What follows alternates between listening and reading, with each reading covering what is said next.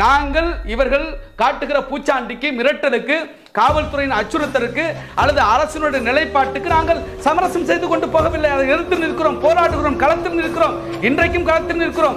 இதில் நியாயம் கிடைக்கும் வரை நாங்கள் விடமாட்டோம், களத்தில் நிற்போம். இது எப்படி தலித் மக்களுடைய நலனை நாங்கள் காவு கொடுக்கிறோம், அரசு கூட்டணிக்காக நாங்கள் சமரசம் செய்து கொள்கிறோம் என்று எப்படி சொல்ல முடியும்? இவ்வளவு பிரச்சனையை வேறு எந்த அமைப்பாவது செய்திருக்கிறதா? இவ்வளவு கூட்டணியில் இருந்த போதிலும் கூட இப்படிப்பட்ட ஒரு எதிர்ப்பை, இப்படிப்பட்ட ஒரு போராட்டத்தை, இப்படிப்பட்ட ஒரு வெளிப்படையான அரசின் மீதான குற்றச்சாட்டை வேற யாராலும் வைக்க முடியுமா? இன்று வரை நாங்கள் போராடி கொண்டிருக்கிறோம், நாளை விட மாட்டோம். இப்ப நாட்டுக்கு நான் சொல்றேன், உங்களுக்கு தலைவரின் சார்பில் சொல்றோம், வேங்க வயலில் உண்மை குற்றவாளிகள் கைது செய்யப்படும் வரை, உண்மை குற்றவாளிகளாக இருக்கிற தலித் அல்லாத அந்த குற்றவாளிகள் கைது செய்யப்படும் வரை நாங்கள் ஓய போவதில்லை.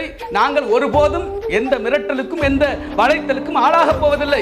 எங்களை பார்த்து குற்றம் சாட்டுபவர்கள் இந்த புரிதல் அற்றவர்கள் என்பதை விடவும் அவர்கள் தொடர்ச்சியாக விடுதலை சிறுத்தைகள் மீதும் எங்கள் தலைவர் டாக்டர் எழுச்சி தமிழர் மீதும் அவர்களுக்கு இருக்கிற காழ்ப்புணர்வை தான் வெளிப்படுத்துகிறார்களே தவிர நாங்கள் ஒருபோதும் மக்கள் பிரச்சனையில், தலித்துகள் பிரச்சனையில், தமிழ்நாட்டின் நலன் பிரச்சனையில் சமரசம் செய்து கொள்வதில்லை, கொண்டதில்லை, கொள்ள போவதும் இல்லை.